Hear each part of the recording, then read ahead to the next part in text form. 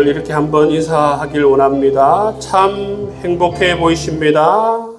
행복해 보이십니다. 참 행복해 보이십니다. 참 행복해 보이십니다. 여러분 시편 1편 말씀이 그렇게 시작해요. 시편 1편 말씀이 아슐의 하이시 참 행복해 보입니다. 그 사람은 그렇게 시작합니다. 이것이 다른 사람이 이렇게 말한 것이 아니고 하나님께서 사람들을 바라보면서 참 행복해 보이십니다. 그 사람은 여러분 아슐의 하이시 이것을 그야말로 하나님으로부터 우리 인간이 이런 이야기를 들으면 정말 이보다 더 좋은 여러분 그런 멘트가 없어요. 하나님이 우리를 보고 참 행복해 보인다. 참 좋아 보인다. 여러분 꼭 그런 이런 평가를 받을 수 있는 여러분 될 수 있기를 주님의 이름으로 축복합니다. 네. 여러분 시편 1편은 단순한 시편 1편이 아닙니다. 시편 1편은 그야말로 시편 150편의 주제가 되는 그러한 그것이 바로 시편 1편이고 시편 150편의 전체 방향을 가르쳐 주는 것이 바로 이 시편 1편의 역할입니다. 그렇기 때문에 여러분 한마디로 말하자면 시편 150편은 무엇에 초점이 맞춰져 있는가? 그것은 바로 하나님 보시기에 참 행복한 사람의 모습은 어떤 모습이어야 하는가를 우리에게 잘 보여준다라는 것입니다. 여러분 사람들이 어떨 때 행복해 보일까? 여러분 우리 그런 관심을 가질 때가 있지 않습니까? 그렇지만 우리가 더 중요하게 생각해야 하는 건 뭐냐면 하나님께서는 우리가 어떨 때에 정말 행복해 그렇게 보시는가? 그것을 우리가 더 중요하게 생각해 보아야 한다는 것이죠. 여러분은 어떤 때 행복하십니까? 여러분은 어떤 때 행복해 보이십니까? 매우 중요한 질문입니다. 정말 오래전 일이지만 제가 20대 초반 때에 교회 누님으로부터 들었던 말인데 나는 네가 찬양하고 나는 네가 기도하고 예배하는 모습을 볼 때에 그렇게 좋아 보이더라. 이런 멘트를 제가 직접 들었어요. 직접 듣고 저분에게는 제가 이처럼 찬양하고 기도하고 예배하는 모습이 그렇게 좋아 보인 모양이다. 그런 생각이 들었어요. 근데 그 멘트가 여러분 30년이 지났음에도 불구하고 아직까지도 그 따뜻한 멘트가 정말 봄날의 그러한 기운처럼 저를 행복해 할 때가 있다는 것이죠. 여러분들께서는 어떨 때 행복하십니까?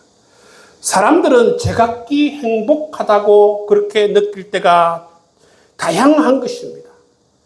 그리고 행복의 기준들도 다양한 것이죠. 보통 현실적으로 여러분 행복해 보이는 기준들이 있을 것입니다. 어떤 사람들은 경제적으로 안정을 누릴 때에 행복해 보인다라고 말할 수도 있고 또 어떤 사람들은 생활의 편리함과 여러 가지 좋은 환경들이 주어졌을 때에 참 좋아 보인다, 행복해 보인다 그런 어떤 평가를 받을 수도 있고 또 어떤 사람들은 건강한 몸과 건강한 마음 정말 고통이 없고 스트레스가 없고 기본적인 건강이 주어졌을 때에 또 행복해 보인다. 그러한 말을 들을 때가 있을 것입니다. 또 어떤 사람은 가족의 평안이나 또 그러한 여러분 조건들이 주어졌을 때에 행복해 보인다. 여러분 그렇게 평가를 우리가 받을 수 있지 않습니까? 여러분 중요한 것은 그걸 뛰어넘어서 정말 오늘 성경 말씀에서 하나님이 보시는 행복한 사람은 누구인가? 이게 정말 중요하다는 것입니다.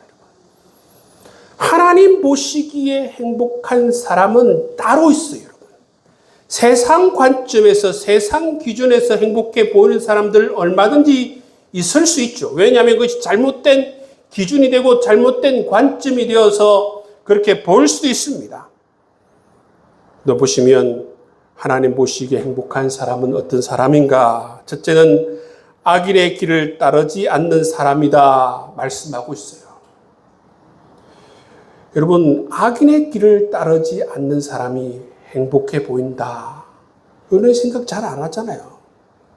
근데 여러분, 하나님께서는 어떤 사람이 행복해 보인다고요? 악인의 길을 따르지 않는 사람. 그 사람이 하나님 보시기에 행복해 보인다 말씀하고 있어요. 1절, 2절 말씀을 보시면 복 있는 사람은 악인들의 꾀를 따르지 아니하며 죄인들의 길에 서지 아니하며 오만한 자들의 자리에 앉지 아니하고 오직 여호와의 율법을 즐거워하여 그 율법을 주야로 묵상하는 도다 말씀하고 있어요. 하나님 보시기에 정말 행복한 사람은 어떤 사람인가? 마땅히 거절해야 할 것을 거절할 줄 아는 사람, 마땅히 거절해야 될 것, 하나님 백성으로서 마땅히 거절해야 될 것을 거절할 줄 아는 사람, 그 사람이 행복해 보인다라는 것입니다. 시편 1편 1절에 보면 세 부류의 거절해야 되는 사람이 있습니다. 우리는 어떤 사람을 거절해야 하는가? 첫 번째, 꾀를 부리는 사람입니다. 악인들의 꾀를 따르지 아니한다 말씀하고 있어요. 여러분, 악인들은 누구입니까? 단순히 나쁜 일을 하는 사람들이 아니에요. 자기 자신의 이익을 위해서 악한 계획을 꾸미고 악한 꾀를 내는 사람을 의미하는 것입니다.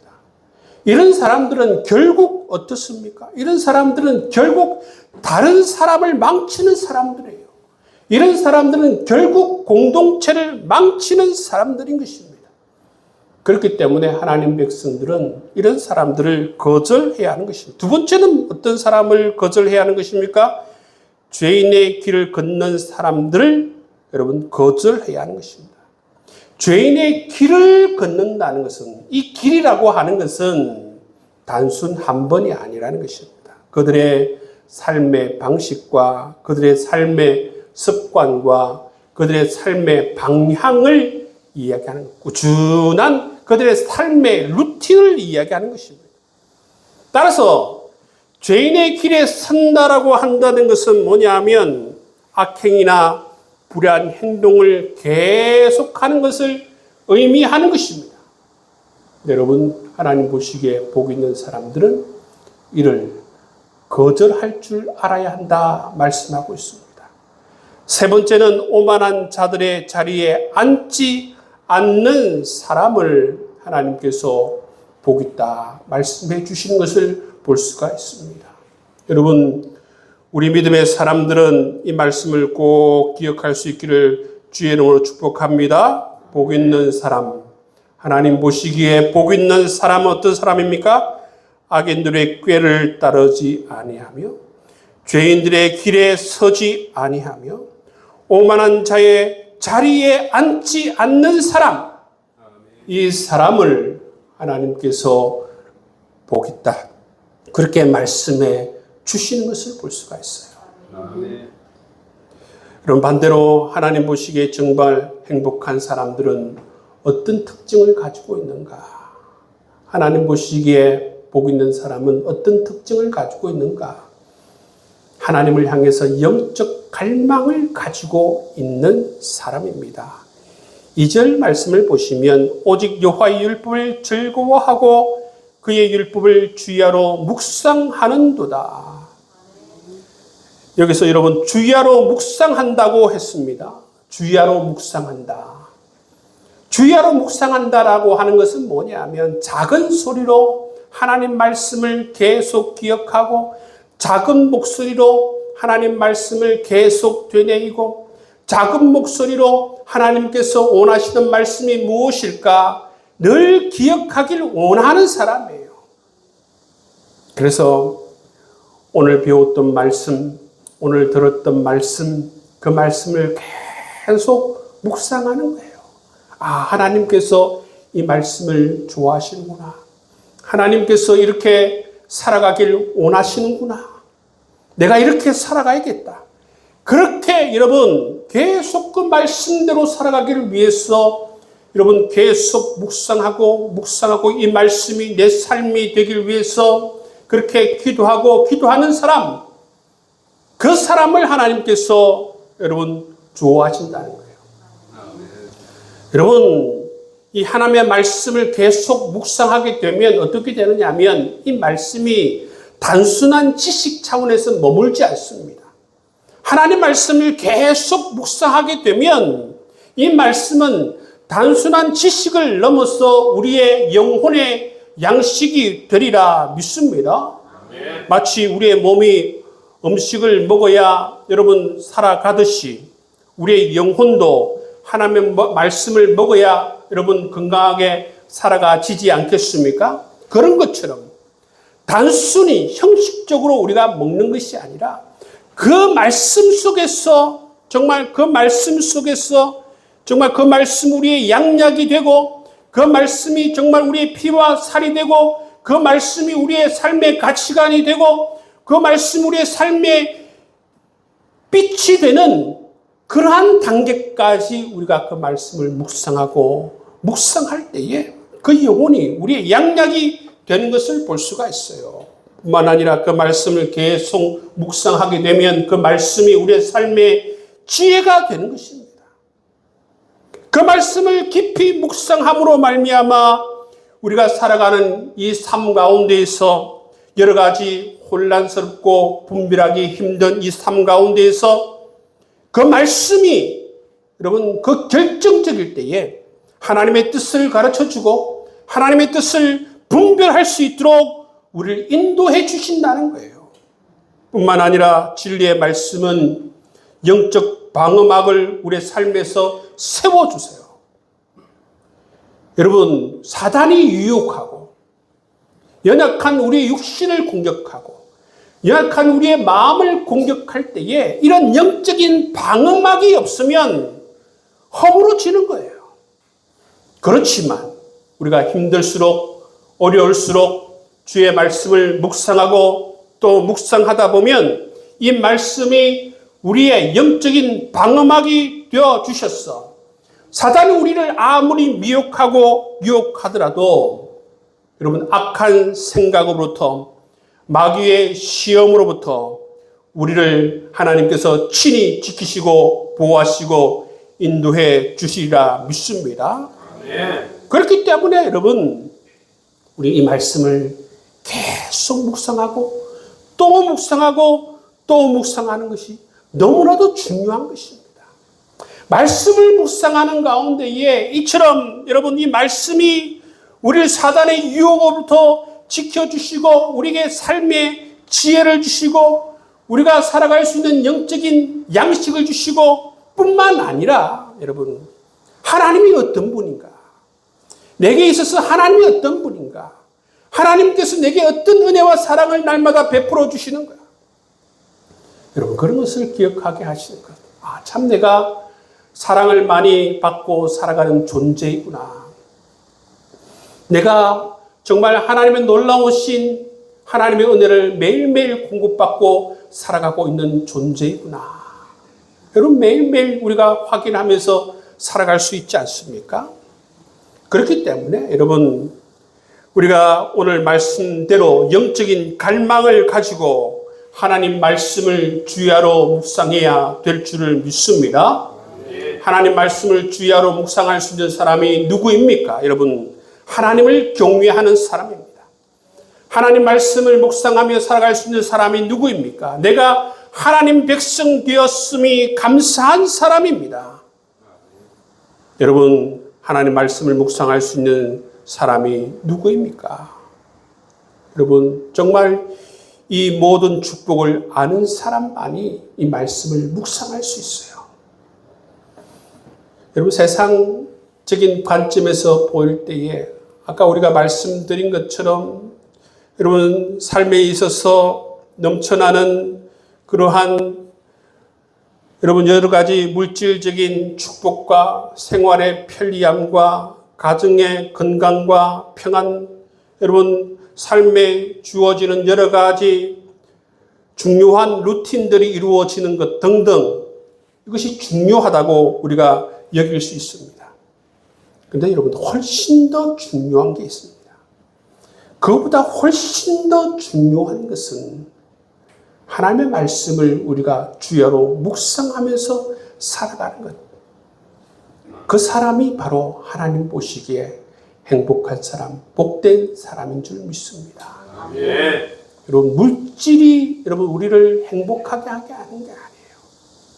여러분 어느 정도 수준이 넘으면 물질은 여러분 큰 역할을 못하는 것입니다.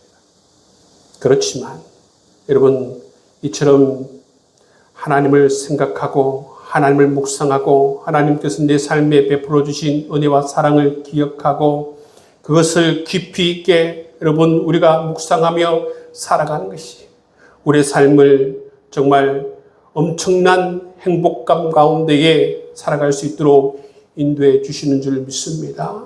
여러분 그러한 은혜를 이 자본주의 시대 속에서도 여러분 그것을 꼭 믿음으로 고백하며 살아드릴 수 있는 우리 모든 필그림 교회 성도들 다 될 수 있기를 주의 이름으로 축복합니다. 이스라엘 가면 극보수 유대인이 있어요. 이들을 일컬어서 하레림이라고 합니다. 하레림. 하레림의 뜻은 뭐냐면 두려워하는 자들입니다. 이스라엘 인구가 한 900만 가량 되는데 그 가운데에서 한 120만 가량이 바로 이 극보수 유대인 이 하레림입니다. 이들이 한 15% 정도 됩니다. 이 사람들이 누구냐면 그 말이 의미하듯이 그야말로 구약의 말씀을 가장 보수적으로 지키면서 살아가는 사람들을 일컬어서 바로 이 하레림, 여러분 하나님을 두려워하는 자, 그렇게 부르고 있습니다.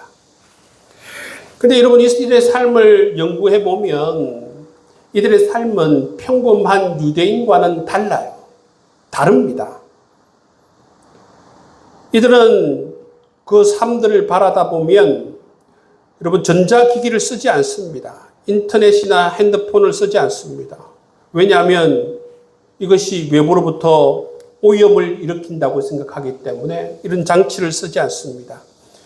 이 하레림이 사는 동네에 가보면 아직도 벽보를 붙이고 살아요. 벽보를 붙이고 그 벽보를 통해서 세상 돌아가는 그러한 기사를 읽습니다. 남자들은 하루 종일 문자 그대로 일을 하지 않습니다. 남자들은 하루 종일 말씀을 묵상합니다. 주야로 말씀을 묵상합니다. 제가 이 하레림에 대해서 이야기하는 것은 이들 극보수 유대인처럼 살아가라고 여러분에게 말씀드리는 것이 아닙니다. 우리 그리스도인들이 이 극보수 유대인들 하레림을 보면서 한번 생각해 보자는 것입니다. 왜 이들은 이렇게까지 지독스럽게 하나님 말씀을 가까이 할까?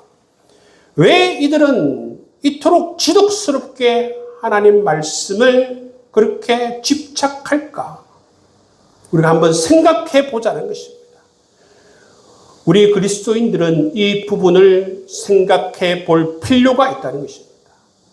오늘날 이 자본주의 시대 속에서 살아가는 우리 그리스도인들, 소위 말해서 세속화되어져 있는 우리 그리스도인들은 우리와 정반대 방향에 서 있는 이 극보수 유대인들, 여러분 이들이 살아가는 모습을 보면서 우리가 한번 생각해 보자는 것입니다.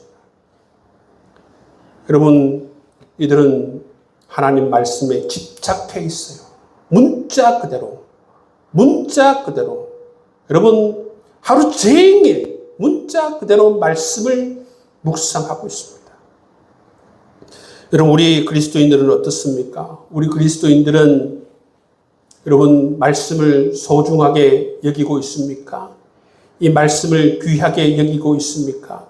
이 말씀에서 정말 우리의 생명수가 떨어져 나오고 있습니까? 이 말씀에서 여러분 우리의 삶의 방향이 결정이 되는 것입니까? 이 말씀에서 정말 우리 영혼의 양식이 나오는 것입니까? 이 말씀에서 정말 우리의 삶의 인생의 기준들이 설정이 되는 것입니까? 우리를 심각하게 생각해 봐야 한다는 것입니다. 극보수 유대인들, 이 하레림은 그야말로 말씀의 기준에서 살아가고 있는데 오늘날 우리 그리스도인들은 극방임 그리스도인은 아닌지 생각해 봐야 한다는. 극방임 그리스도인이 뭡니까? 말씀과 상관없이 살아가는 그리스도인을 이야기하는 것입니다. 여러분, 우리는 그렇게 되면 안 되는 줄 믿습니다. 여러분, 우리 그리스도인들은 그 누구보다도 말씀 중심적인 그러한 그리스도인이 되어야 되는 줄 믿습니다. 우리가 여러분 천주교가 그렇게 타락했을 때 왜 종교개혁을 일으켜서 다시 나오게 되었습니까? 말씀으로 돌아가자는 거 아닙니까? 말씀으로 돌아가자고 개혁교회를 일으켰는데 여러분 오늘날 그리스도인들이 말씀과 상관없이 살아간다면 여러분 또 어떤 개혁을 해야 된다는 것입니까? 오늘 말씀을 통해서 정말 하나님 보시기에 행복한 사람, 이 말씀을 다시 한번 기억할 수 있는 여러분 될 수 있기를 주의 이름으로 축복합니다. 오늘 말씀처럼 정말 하나님 보시기에 행복한 사람. 제가 아침에 여러분 이 새벽 기도를 마치고 말씀 조식을 해가지고 올리잖아요. 그죠? 말씀 조식을 해서 올리는 이유가 뭐냐면 이 말씀 조식을 읽고 함께 새벽 기도를 못 나오지만 이 말씀 조식을 읽고 하나님과 영적 코드를 맞추고 하나님과 영적으로 연결되어서 하루를 하나님 은혜 가운데서 살아가면 참 좋겠다. 이 말씀을 묵상하고 나서 우리 성도들이 그렇게 살아가면 참 좋겠다라는 그러한 바람이 생겨서 딱 떠오르는 것이 말씀 조식이라는 단어가 떠올랐어요. 말씀 조식을 공급해 주어야겠다. 그런 의미에서 시작하게 되었습니다. 여러분 말씀 조식만큼 사실 좋은 게 없어요. 여러분. 정말 우리가 좋은 것을 알고 보면 매일매일 여러분 공급되어지는 하나님 말씀보다 더 좋은 게 없어요. 여러분. 여러분 하나님 말씀 소중하게 여기고 하나님 말씀을 생명처럼 여기고 살아갈 수 있는 여러분 될 수 있기를 주의 이름으로 축복합니다. 세 번째, 하나님 보시기에 복 있는 사람은 누구인가? 행복해 보이는 사람은 누구인가? 내가 하나님께 어떤 은혜를 받았는지 아는 사람이에요. 3절 말씀을 보시면 그는 시냇가에 심은 나무가 철을 따라 열매를 맺으며 그 잎사귀가 마르지 아니함 같으니 그가 하는 모든 일이 다 형통하리로다 말씀하고 있어요. 여기서 보시면 시냇가에 심은 나무가 나옵니다. 시냇가에 심은 나무. 한마디로 말하면 여러분들은 원래 시냇가에 심은 나무가 아니라는 것입니다. 여러분은 원래 그 자리에 심겨진 나무가 아니에요. 한 명도 여러분은 시냇가에 심겨진 나무가 아니에요. 여기 번역되어진 심어진이라고 번역되어진 이 히브리어 단어는 사툴이라는 단어예요. 사툴. 이 사툴이라는 단어는 뭐냐면 좋은 곳으로 옮겨져 새로이 확고부동하게 심겨진 상태를 의미하는 것입니다. 그렇기 때문에 여러분 이 나무는 원래부터 기름진 땅에 심겨진 나무가 아니라는 것입니다. 원래 어디 있었어요? 척박한 땅에 있다가 하나님의 은혜에 의해서 예수 그리스도의 보혈에 의해서 기름진 땅으로 옮겨 심겨진 나무라는 것을 의미하고 있다는 것입니다. 여러분, 하나님께서 우리를 사랑해 주셔서, 하나님께서 우리를 선택해 주셔서 적박한 땅에 두지 않으시고 기름진 땅으로 옮겨 심어 주셨다는 거예요. 그 은혜가 없었으면 우리는 사막의 뜰기나무 같은 존재로 물 한 방울 여러분 시원하게 먹지 못한 채 그렇게 오늘날도 그렇게 살아가고 있을 거예요. 그런데 여러분, 우리에게 은혜가 임했다는 것입니다. 우리에게 은혜가 임했어요. 우리의 가문에 메시아가 찾아오고 우리의 개인의 메시아가 찾아오고 성령께서 역사해 주셔서 내가 누구인지 깨닫게 하시고 내 죄를 고백하게 하시고, 여러분, 우리가 죄로부터, 우리가 저주로부터, 사단으로부터 자유할 수 있는 그러한 축복과 은혜가 우리에게 임하게 되었다라는 사실이에요. 그로 말미암아 우리가 사막의 뜰기나무 같은 존재들인 우리가 이처럼 영원토록 솟아오는 샘물가로, 시냇물가로 하나님께서 우리를 옮겨 심어 주신 줄을 믿습니다. 아멘. 이게 은혜예요, 이게.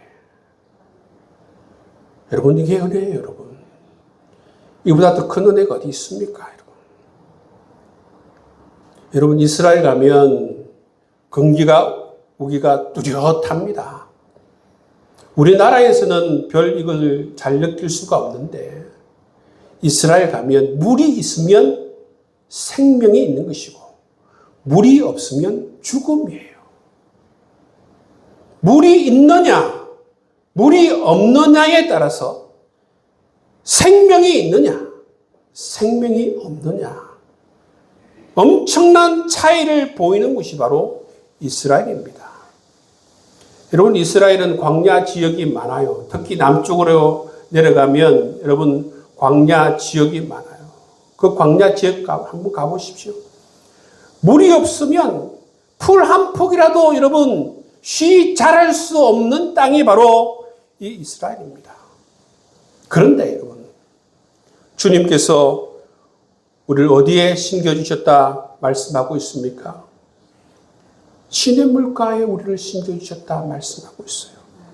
영원토록 끊이지 않는 시냇물가로 우리를 옮겨주셨다 말씀해 주고 있는 것입니다. 사막의 뜰기나무 같은 존재인 우리, 여러분 기억하실 수 있길 바랍니다. 여러분 원래 우리가 하나님 옆에 심겨진 존재가 아니라 원래 우리가 하나님의 이 풍성한 말씀 옆에 심겨진 존재가 아니라는 것입니다.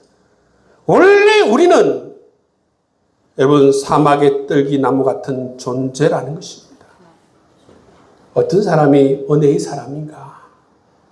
이걸 알고 깨닫는 사람이 은혜의 사람이에요. 어떤 사람이 나는 축복받았구나. 어떤 사람이 나는 참 은혜를 받았구나. 나는 날마다 사랑을 받았구나. 어떤 사람이 아는 것입니까? 이를 깨닫는 사람이 아는 것이죠.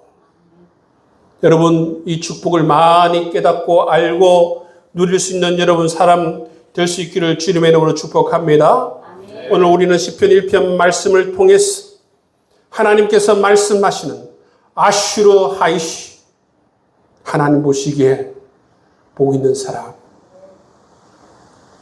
여러분, 하나님 보시기에 다 복 있는 사람 될 수 있기를 주님의 이름으로 축복합니다. 아멘. 우리가 어떤 평가를 받아야 정말 복 있는 사람이 되는가? 세상의 기준이 아니라, 세상 사람들의 왜곡된 기준이 아니라 철저히 우리 그리스도인들은 말씀의 기준에 의해서, 말씀에 의해서 여러분 철저하게 이처럼 아슈르 하이시, 참 보기 좋습니다. 참 행복해 보이십니다. 사람이 아니라 하나님으로부터 그러한 평가를 다 받아 누릴 수 있는 여러분의 삶이 될 수 있기를 주의 이름으로 축복합니다.